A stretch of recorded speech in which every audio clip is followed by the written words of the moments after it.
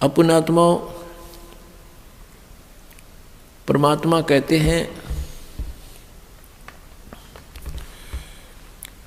कि सतगुरु संगत छोड़ के चाहे लाख वर्ष जप कीन, इंद्री कर्म ना मोक्ष होए फिर काल के अधीन। जो भक्त कुछ दिन इस भक्ति को करके किसी भी कारण से दुर्भाग्य उनका होता है, वो विमुख हो जाते हैं, वो भक्ति यहाँ से यहाँ आना छोड़ देते हैं, गुरु जी से उसका अपना संपर्क समाप्त कर लेते हैं। और वो कुछ एक ऐसे नालायक थे, अनजान अनाड़ी थे, वो कहने लगे कि हम तो घर पे भक्ति कर लेंगे। पुण्यात्माओं परमात्मा कहते हैं सतगुरु संगत छोड़ के अर्चे लाख वर्ष जप कीन, इंद्री कर्म ना मोक्ष होए, ना तो कोई कर्म कटे और ना ही मुक्ति होए, फिर काल के अधीन।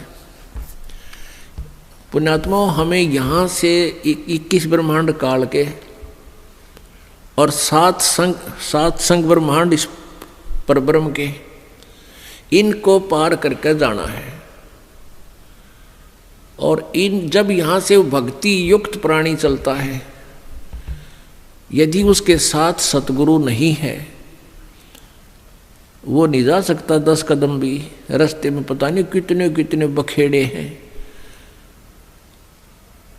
ये काल का बहुत भयंकर जाल है। हमने उन्हीं रास्तों से जाना होता है जैसे हम शरीर में ही हमारे कमल बने हुए हैं।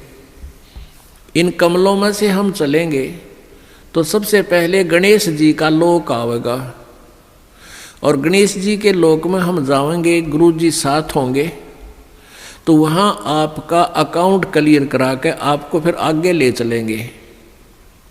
और यदि सतगुरु साथ नहीं है और आपकी पिछली पुण्य कमाई पिछली है और आप गुरुद्रोही बने नहीं, वैसे भक्ति छोड़ दी, आना बंद कर दिया, तो वो जो पिछले उस दौरान गुरु जी के संपर्क में रहने के दौरान जो तुमने भक्ति की, ये 7 मंत्र की या 2 मंत्र सतनाम की और सार नाम की,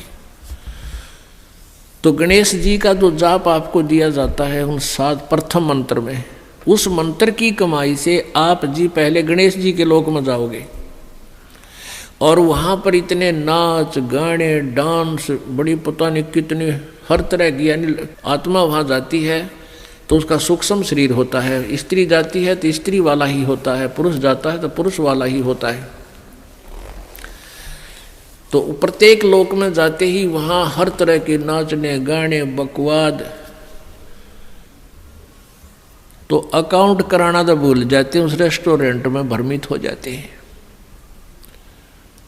और फिर वहाँ उनको गण बना दिया जाता है, उन्हीं की पुण्य कमाई से वहाँ वो ठाठ करते हैं और सारी बकवाद करते हैं, नाचने गाने डांस, कोई काम में कोई ना, जैसे रेस्टोरेंट में चले गए वहाँ अपनी पूंजी खर्च होती है, वहाँ कुछ भी बकवाद देखो और खाओ सुनो, तो वो पूंजी नष्ट होते ही वहाँ से बाहर निकाल देंगे। फिर विष्णु के लोक में, विष्णु जी के लोक में जो आपने मंत्र जाप कर रखा है उसकी कमाई समाप्त होती है। फिर शिव के लोक में वो कमाई खत्म होते ही फिर दुर्गा के लोक में, फिर वो कमाई खत्म होते ही फिर आपका जो सतनाम का प्रथम और द्वितीय मंत्र है, प्रथम मंत्र जो ओम नाम है वो ब्रह्म का, फिर ब्रह्म लोक में, और दूसरा जो तत्व मंत्र है उसके लिए इस काल ने अपने एक ब्रह्मांड में ब्रह्मलोक में ही अलग से नकली सतलोक अलखलोक अगमलोक नामी लोक की रचना रच रखी है।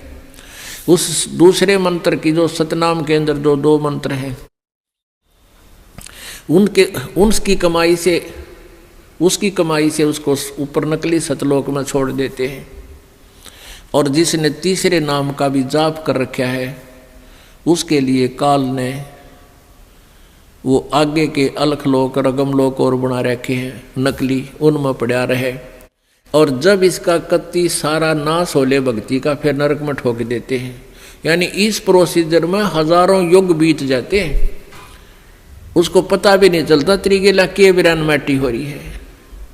तो सतगुरु कहते हैं शिव मंडल ब्रह्मापुरी चाहे विष्णु लोक में हो, अमरे गुण भूले नहीं तो आण छुटाऊं तो। अब कई पुण्यात्मा कोई ज्ञान तो खूब सुन लिया और कोई दुर्भाग्यवश यहाँ से दूर भी हो गए तो वो फिर इससे या तो शिव मंडल में, शिव के लोक में, या ब्रह्मा के लोक में, या विष्णु के लोक में जा रहा है, फिर वहाँ कमाई वह मौज मार रहा है, तो उसके हृदय में यो ज्ञान अंतःकरण में समाया हुआ है। तो उसको याद आएगा कि गुरु जी तेन्यू क्या करते। कबीर परमात्मा के ज्ञान को बताते थे, यहाँ तो हमारी पूंजी नष्ट हो रही है, हम तो गलत आ गए, हमने तो यहाँ नहीं आना चाहिए था। कहता वहाँ भी तू हृदय से रोएगा ना मेरे लिए कि भगवान मैंने छुटा लो, कहते वहाँ से भी तुझे छुड़ा लाऊंगा। अब देखो पुण्यात्माओं, ये सु अवसर आपके लिए, जय इसमें पार तय होगे तो होगे, नहीं यू किया हुआ कर्म शुभ तुम्हारे साथ रहेगा, फिर उसका फायदा क्या होगा, के बनेगी।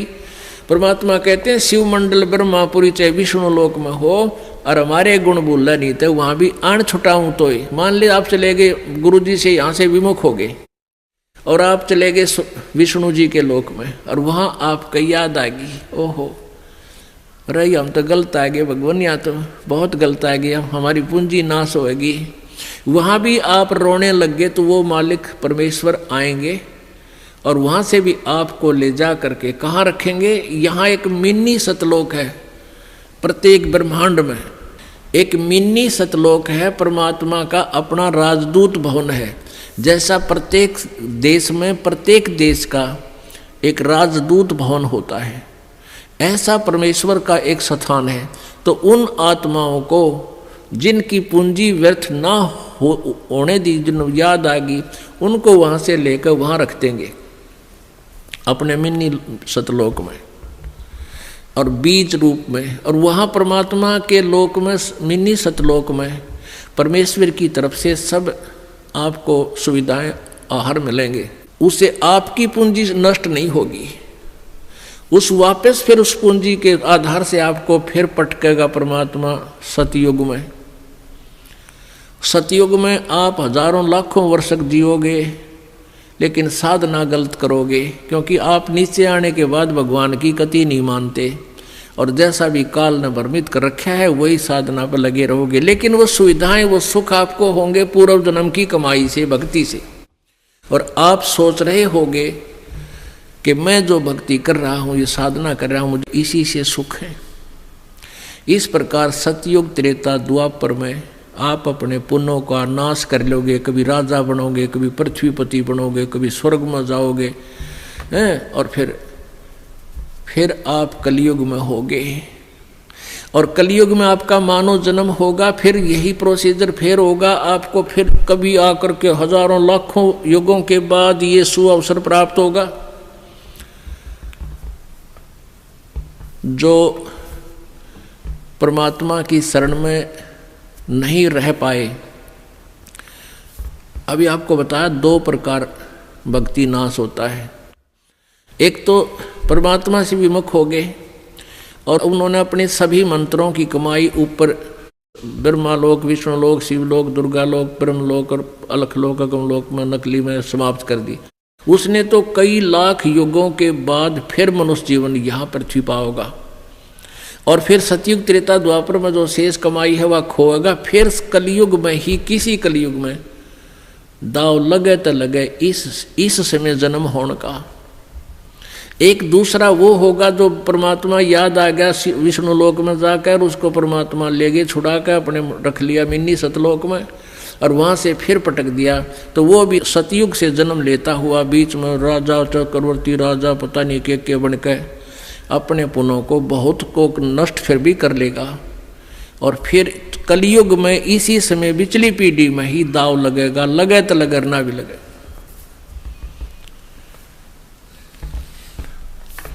तो परमात्मा कहते हैं सतगुरु संगत छोड़ कर लाख वर्ष जप कीन, इंद्री क्रमना मोक्ष होवे फिर काल के अधीन। जब ये प्राणी यहाँ से चलता है, आगे नरी अप्सराएं नाच रही होती हैं या युवा देवता होते हैं, दोनों तरफ के मेल फीमेल को अट्रैक्शन करने के लिए इसने पूरा जुगाड़ कर रखा है। और सबसे बड़ी कमजोरी है इस जीव की, वो फिर भूल जाता है, सब कुछ भूल जाता है और काल के जाल में फंस जाता है।